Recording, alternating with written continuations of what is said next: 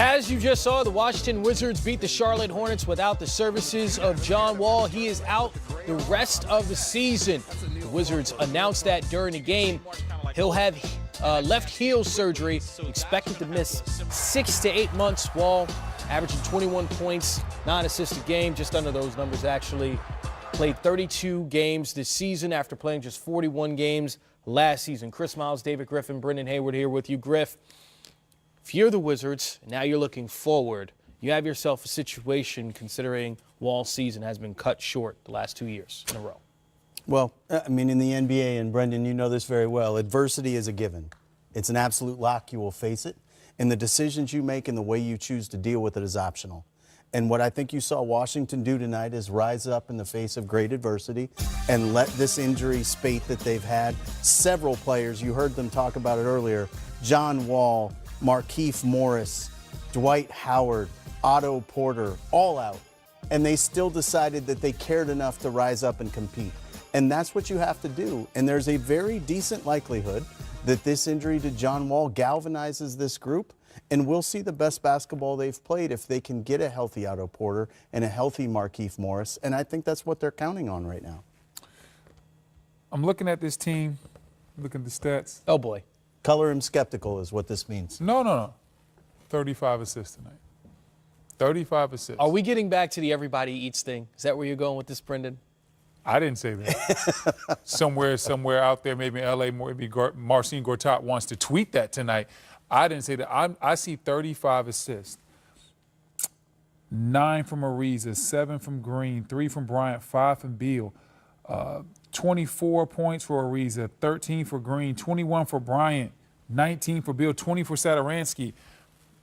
You're seeing the ball move around and not just be in one guy's hands. And I'm not saying that this team is better without John Wall. I don't believe that. But I've always believed that John could learn something when he was out from watching how the team moves the ball when he's not there. And I think this team is going to, like you said, is going to use this as a rallying cry, a rallying point that, hey, we can do this. And right now there's no pressure. See, when John's there, there's the pressure of we have to win, we have to win. And they're not enjoying the process of playing together. If this team comes back and makes a playoff run in the Eastern Conference, and the bottom of the East can be had, like you can go on you don't have to be a great team to sneak into the playoffs in the Eastern Conference. It would not surprise me at all if this Washington Wizards team put it together, especially as they got healthier and they start getting some more bodies. I'm going to be very interested to see how this turns out. And you said put it together, though. We need a stamp on that. Put it together and make the playoffs. I'm not expecting anything more than that. I think when you look at the way the season started, the turmoil with injury, if this team makes it to the playoffs, that would be somewhat of a mini success. Now, you still have some questions about the future, and especially if the team makes it to the playoffs after being 10 games under 500, the Wizards really, it's a blessing and a curse because now management is like, okay, so this team is really playing well without John. What do we do? And no one is taking that contract, especially coming off an injury. Well, it's fascinating because their margin for error is much less now. And with all of these injuries, I said before, I think it could get worse before it gets better. Tonight's a big win. You're not always going to rally quite like that down that many bodies. But Thomas Bryant tonight, you mentioned the 35 assists. I don't know the actual number of screen assists Thomas Bryant had, but Thomas Bryant is playing the role Marcin Gortat played, which was to be an elite screener, to be physical and to be a presence. They're going to be able to get the best of these guys because emotionally now they're in a different place. You said it, there's no pressure. They no longer have to have that feel of, gosh, this doesn't quite feel right. This is heavy. This gives you spiritual rebirth, and in the Eastern Conference, you've got the room for that. And there are guys that aren't in the starting lineup right now that are getting the opportunity to play. Let's talk about their first-round draft pick, Troy Brown, who spent time in the G League, who hasn't been able to crack significant minutes in the NBA. He gets 18 minutes, scores 9 points, and really contributes. This allows the opportunity for guys like that to get in and play. Yeah, and frankly, in the previous game, Troy Brown not playing any minutes at all was staggering. The way that they were playing the rotations with Decker and Randall and Baker and not giving Troy Brown an opportunity was shocking in and of itself. But now this really does put an onus on the organization that if they're going to be in this situation, it's all hands on deck. And in a worst case scenario, let's develop Troy and see what we have at the end. And also, to your point about the deal not being movable, the one thing you know for sure, if Otto Porter comes back healthy, he's much closer to earning the money he gets paid currently when he gets to be ball dominant and make plays for other people. So you may find hidden value here because of this injury. I totally agree. Otto Porter really has a chance to shine when he comes back. We saw last year he was a little bit better when John wasn't there just because he got the ball. He got a chance to do some more things. And the more you touch the ball and the more shot attempts you get, the more confidence you get. And some guys are better when they have that confidence. Some guys, they can just check in the game and chuck up a couple of threes and feel fine. A lot of players aren't like that. They're rhythm guys. Otto needs to get into a rhythm. Without John, it seems like he gets into that. Were you a rhythm guy, Chris? Were you a chuck it up? When you in Harlem, what type of basketball player were you? When you on the streets of Harlem, son? No, let's be real. Your son. Okay, I was not very good. I could handle and I could pass. So what I did to make teams, I would become friends with people like you, Brendan. Okay. I'm just going to find the big fella, and he's going to score. And then when I would roll around, it's all the big fellas, and I'm the little guy. Offset, I love his tales of basketball from his days in Harlem. The mean streets of Harlem. Shout out to Kyle Cuffey. That was my big fella that I used to roll with. You know, he's not quite 7 feet like you, but I think that got means some he was buckets. a heartless gunner. That's what I heard. Possibly. John Wall reportedly needs surgery on his heel. The 5-time All-Star will be out the next 6 to 8 months. Again, he missed 41 games last season. John Wall has been battling this injury, averaging 21 points, 9 assists so far this year. Here is head coach Scott Brooks. Met with the specialist today in Green Bay, and he is likely to have surgery, and that will be season ending. But as we speak, doctors and multiple specialists, along with our doctors, are conferring, and we'll have more details later. That's the news. Well, that's confirmation from what we heard earlier. Again, that makes it official that John Wall will miss the rest of the year. So what does that do for the Washington Wizards going forward the rest of this year? 10 games below 500. Well, I look at it a couple different ways. In the immediate short term, it could get a lot worse before it gets better because there's no Otto Porter. There's no Markieff Morris.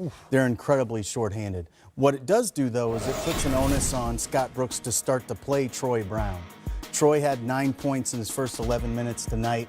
He got the opportunity and was ready for that moment. He's a kid who can make some plays for them on both sides of the floor, somebody they invested a first-round pick in because of the makeup of his overall game, and now's a really good opportunity to turn to him and see what he can give you. If you end up choosing to tank, building around the young guys is something you're going to need to do, and you're going to give Troy Brown an opportunity.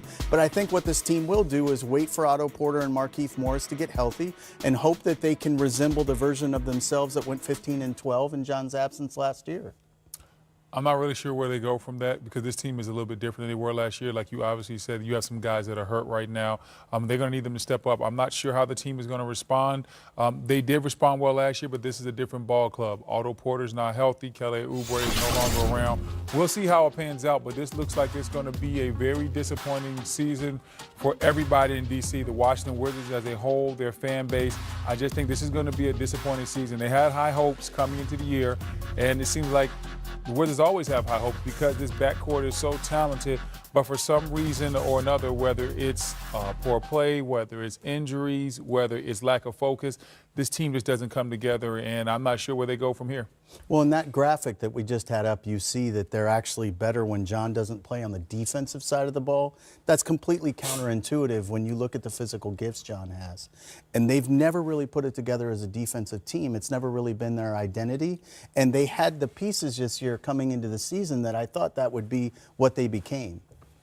Certainly something to monitor for the Washington Wizards is how they go forward and who gets more playing time. Right now, they're ahead of the Charlotte Hornets at the break. Bradley Beal has been leading the scoring charge, 26 points per game in the month of December. Wizards ahead by 6. Washington Post joins us now. Candace, first piece of clarification we need there, the word if is still surrounding John Wall, whether or not he'll elect to have surgery that will end his season. What's the timetable on making that decision? It seems like it'll be a couple of days, but he's on the path to he's on the path to surgery. He actually is back in the building today, and he's walking around with a bulky walking boot, and that's a telltale sign that he has to stabilize the left heel.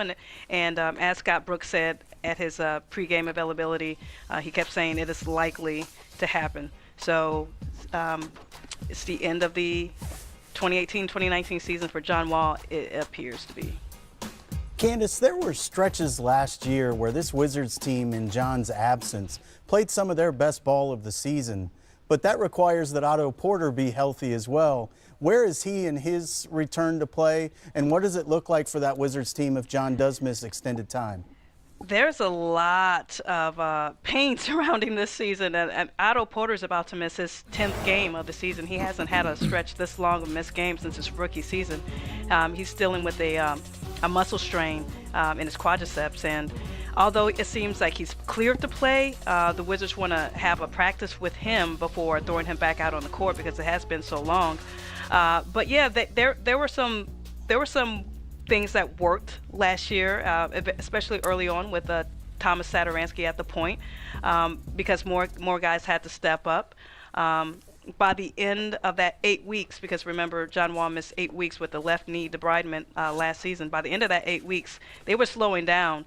Thomas was slowing down, and they did need Wall to come back. But I would imagine the Wizards have danced this dance before. They know how to fill in without him. But right now, Otto's out. Markieff Morris could be out for a little while with an upper back neck issue that he's been dealing with. And, of course, Dwight Howard, who they brought in this summer expecting him to be this great option for them at the 5. He's still recovering from his spinal surgery. So who knows when the Wizards will look whole. Guys looking like the walking wounded out there right now, but we have seen this Wizards team be in this situation before, and we've also seen them bounce back. What will this say about the Wizards and how they mix and mesh with John Wall moving forward if this team does make a run and go to the playoffs without John Wall being a part of the roster? Ooh, look at you looking forward. They are 10 games below the 500 mark, and although they do play in the East, I totally get that. To be where they're at right now, they have dug themselves in quite a hole. I don't envision, a great rally, let's win one for the Gopher or Gipper, whatever that cliche is, type of movement happening. They're just the hole is very big. The hole is very deep. So if they do make that push, as you say, that would be very interesting. But they are locked to John Wall, and John Wall is locked to them.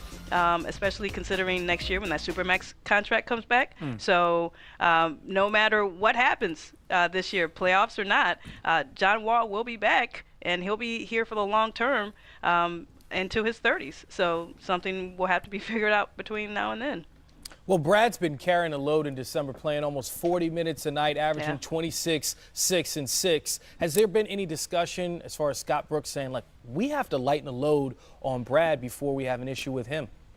Yeah, that has to happen. And Scott Brooks is a big believer that it's not just the game minutes. He believes that, shortening their time in practices and shoot around and things that we don't get a chance to see, that will help him along. But still, Brad had to do a lot last year in the absence of John Wall. Although they had Thomas Satoransky filling in at the point guard, Brad had to play make. He had to, create for himself. And we saw a little bit of a preview of that last night in the fourth quarter. It was basically the Bulls versus Brad Beal, and he couldn't beat the Bulls by himself. And moving forward, he's going to need some help, and he will be playing a lot of minutes. I totally see that happening, but there's got to be somewhere or somebody on this roster to kind of be his Robin. Candace Buckner, appreciate your time. Thank you for your insight from the Washington Post. Thank you. Anytime. Thank you.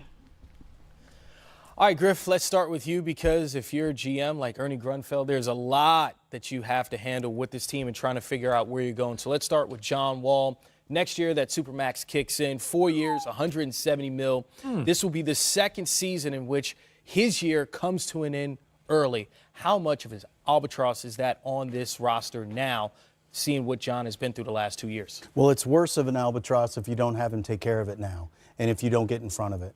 The timeline that you've seen sort of rumored out there of 6 to 8 months of return to play would indicate that the injury is actually a spur on the Achilles insertion of his heel. And that's a significant issue. And in order to repair that and have him come back properly, you need to give him as much time as possible. So I think doing this now and getting in front of it is a big part of protecting the asset value you have in the contract. But even if he's healthy, if the team's not playing well and they're 10 games below 500, it's not a contract you feel good about. But they absolutely have to protect the asset value they have now and let him take as long as it takes to get right. Brendan, last year without John Wall, this team was 20-21. So there should be some sort of optimism right now. Candace didn't seem like she had that for the team. Is it just because of where they're at now? And if John is out for the rest of the season, it's not like he's coming back. I think it's because the situation is different. Last year, a lot of those other guys we talked about were healthy. Otto Porter was healthy. Kelly Oubre was a part of that team. And so when you see where this team is now, with Austin Rivers being shipped out, Kelly Oubre being traded, injuries to Dwight Howard and many others on this roster, it's hard to say whether they're going to be able to make a move because, yeah, they made that move last year, and Satoransky was able to do some things as far as kicking the ball ahead to guys like Otto and Bill and letting them eat. Instead of dominating the way John Wall plays. But this year, I'm not sure if they have the depth to do that or make that run. But it will be telling how this team bounces back and how they respond. Because if they do make this type of run, there's going to be a lot of whispers and a lot of people saying, hey, what should we do about that contract? And the fact of the matter is, everybody in D.C., you're stuck with it. Well, in a weird sort of way, that would actually make it worse for Ernie and for Tommy Shepard. If they go on a great run in the absence of John Wall, now that number really does look like an albatross. And what I think is fascinating is for stretches last year, and we talked to Candace about it, this team looked as good as they looked all year. And Otto Porter, while he was healthy, was also much more ball dominant. They went to him, they asked him to make plays for other people, and he responded. So the number he's on sort of requires that he be asked to carry more of a load. So you can make Otto look more valuable and more worthy of the number he makes and still be in jeopardy of making John's number look even worse than it does currently. Certainly, I think when the trade deadline comes around, you and I will be sitting here having a discussion if whether or not the Wizards will be buyers or sellers. Can't wait. Buyers? What are they going to buy? They got a whole team full of bad contracts. Got some love from Katie. Look at this. She's just cleaning up. Steph hooking her up. Who is that little girl? She got to know somebody, man. That's just not a random fan. That's one of the only Warrior fans in Portland right now, apparently. She's getting all of the attention because she's sort of solo. That's a good look for her. I think that's the key. If you're a fan, go on the road, right? Support the team that's coming in, and maybe you'll get the hookup. Here's the projected starting lineups for this one. Kevon Looney getting a nod at center. Yusuf Nurkic, I think that's a matchup to watch. Where else do you see, Griff? Yeah, I think for me personally, when I look at this, I think KD, Mo Harkless is going to be a really big matchup. You'll see Aminu take shots on KD as well, but Mo's going to have to do his best to limit KD because Clay and Draymond, as we've talked about, they're struggling. I want to see these two guards go at it. I want to see C.J. McCollum versus Klay Thompson. I want to see what goes on there, how that dynamic goes. How's Clay doing defensively? Does Clay find his shot? And you know C.J., he gets into it, gets into his package. He can make it look really bad. So I want to see what's going to go down with that. For the Warriors, coming back after that overtime loss on Thursday night, as we look at the warm-ups, we look at them coming to the arena, they seem dialed in. Not that they're, never not dialed in, but they seem like they're ready for this one and they're ready to go. Well, when Steve Kerr was talking about the fact that they're the most scrutinized team in the history of the league in his mind, what he's telling you is it's become heavy to wear the crown in Golden State. Mm-hmm. They are weighing down under the pressure of excellence being the expectation every night, and spiritually they are not in a terribly good place. So what you do when that happens is you either continue to let it snowball or you decide to take matters into your own hands and rise up and play a game where you bring all of the energy and effort and let the cards fall where they may. And I think that may be where Golden State is tonight. Definitely this team is scrutinized, a lot of pressure, and it's because things slowly start to happen and change differently in our culture. The more and more you start to win, the more haters and the more scrutiny you get. See, at first it was, man, Golden State, and it was a very cute story. And then they started winning more, and then they added Kevin Durant, and a lot of people thought that wasn't fair. And now everybody wants to see this team lose. They went from being the darlings to now being the big bad guys, the villains. And with that comes that scrutiny, because now people are throwing shots at KD and Draymond and Clay. And the team right now doesn't look like they have responded. You're seeing KD make some comments. I don't think they're the worst comments in the world, but it seems like, hey, he's tired of people saying certain things. Clay's tired of people questioning his shot. Draymond's trying to figure it all out himself, too. So this team right now is going in a bunch of different directions. But guess what? They're still going to be there at the end of the year. All the haters can keep hating. They still going to win it. And Damian Lillard hit some big shots in that overtime win on Thursday night. But how about the Community Assist Award? Getting that before the game. And, of course, Portland Trailblazers getting the community into this one before they face the Warriors. I'm just glad my man Neil O'Shea's